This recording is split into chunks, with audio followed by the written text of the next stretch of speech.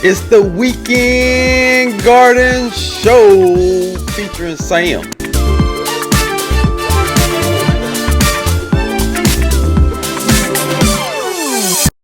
Welcome back to the Weekend Garden Show. Happy Saturday, Soil Soldiers.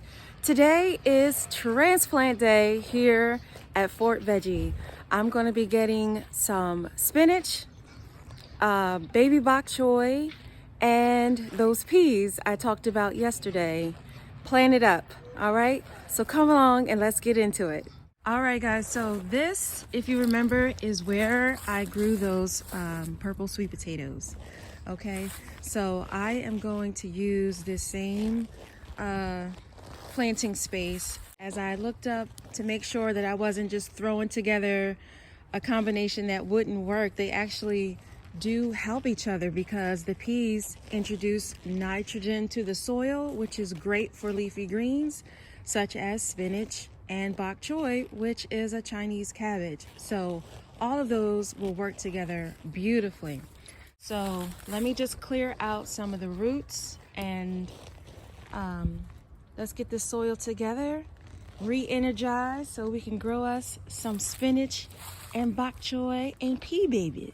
Yeah. Here are my amendments, okay? Bone meal. Bone meal really helps with the root structure of the plant. So since these are, this is my typical mix, like regardless of what I'm growing. So sorry for that background noise, you guys. Somebody is working on something over there. Anyway, so bone meal really helps with the root structure of the plants. Being as though these are transplants, it should really help them to get established and well rooted into the soil. So that's what bone meal is for. Blood meal is full of nitrogen and is really going to promote green leafy growth. Since we're growing spinach and bok choy, we're all about that. This over here is the Azomite, which is the rock dust, and this provides trace minerals so that the plants have more of a nutritious soil and get access to nutrients that aren't readily available in your potting mix. So things like magnesium and sodium and calcium, all of that comes from this azomite mixture here. Okay, and then of course I'm going to add some black cow compost to the mix. Okay, so here are my seedlings. Oh my goodness, I definitely dropped plenty of seeds. I'm hoping that they will keep growing for me. In here is the baby bok choy, and over here is the spinach, and I've got lots of turnips over here, and I've got a couple of kohlrabi that I dropped over here as well.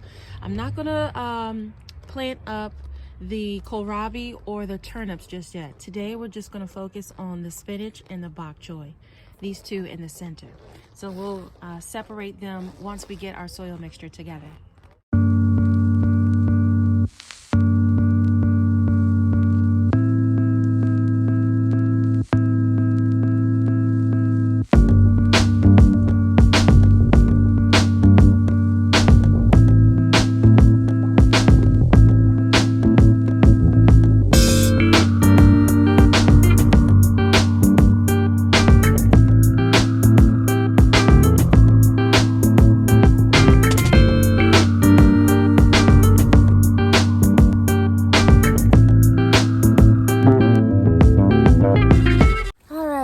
We've got our bed revitalized. Now we're gonna go ahead and start transplanting. I've got them all separated. Oh, at least I thought I had. Couple more here. I'm just gonna shake loose. There we go. So this is a pretty large one. Just gonna make a little hole and drop that root system right down in that hole and cover it up at the bottom. And there it is, planted. I'm just gonna keep working on down the line. So here they are, my Bok Choy babies, all tucked in. And I've even left some holes here for the peas that I'll be dropping. But before I get to the peas, I'm gonna go to the other side of this trellis and plant up the spinach babies. And we're literally just gonna do the same process of separating them and plugging some holes in, just like we did the bok choy. So I'm gonna do that and I'll be back in a moment. Here they are, tucked in. Spinach plants spread out quite a bit. I'm hoping they have enough space in here to really grow, but there they are, tucked in. I've also put my 5 holes on this side for the peas. 1, 2, 3, 4, and 5. You guys, just wanted to show you what the peas look like after soaking in warm water overnight. You can see that they are good and plump. But look at the difference between the dried size and after they soak. This is what the green sugar snap peas look like dried. And here they are swollen. That looks like it could be on your dinner plate, right? Look at the difference there. And then the same with the snow peas, which is this lighter color pea over here, if I can grab some. These are them dried, and here they are swollen. Okay, so if you're getting a late start to your peas like I am, definitely go ahead and soak them, because peas have to have absorbed enough moisture in order for the sprout to break through the hard shell. So you definitely want to make sure that you're soaking these if you're getting a late start like I am, especially if you're in a colder climate like I am. Now I'm not going to drop it that deep. I'm going to actually try and sow it a little more shallow. I just did that so I can have an idea of where to place them. I'm going to try and drop them more shallow. Sorry about that. As an attempt to get them to germinate better. You know, if they're not too far under the soil, my thought is that they might germinate, have a better chance. So I'm doing all that I can to make this successful. All right, there we go. Bok choy, spinach, and 2 types of peas. Now, what I'm gonna do, because, you know, this is Fort Veggie for a reason. I definitely just can't walk away and leave this be. All of this work we did will be destroyed. So I have a cover. So here it is. This is the cover I'm gonna be using to secure our newly planted transplants. Shout out to Gary over at the Rustic Garden who introduced me to this product.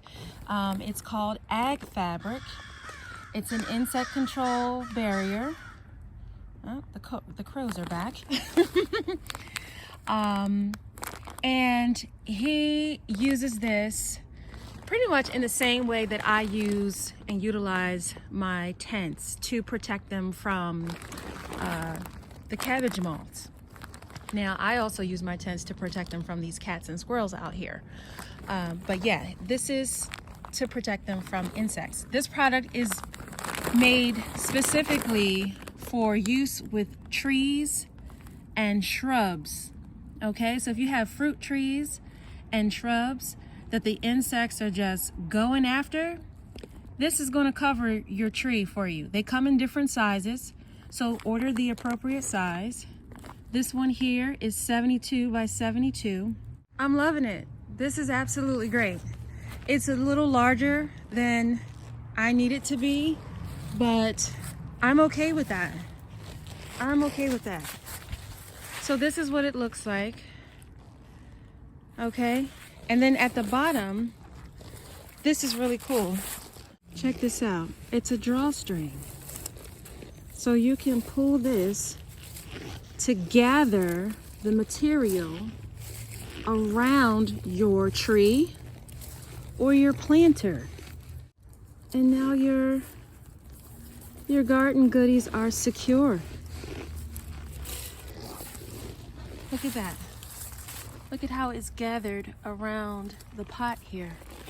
It's all completely covered and protected from insects, and in my case, squirrels and cats. And this is a very, very fine mesh. Look at the mesh on this. Nothing is getting through this. All right, you guys, we've done it. Thank you so much for hanging out with me today. I sure appreciate you coming through.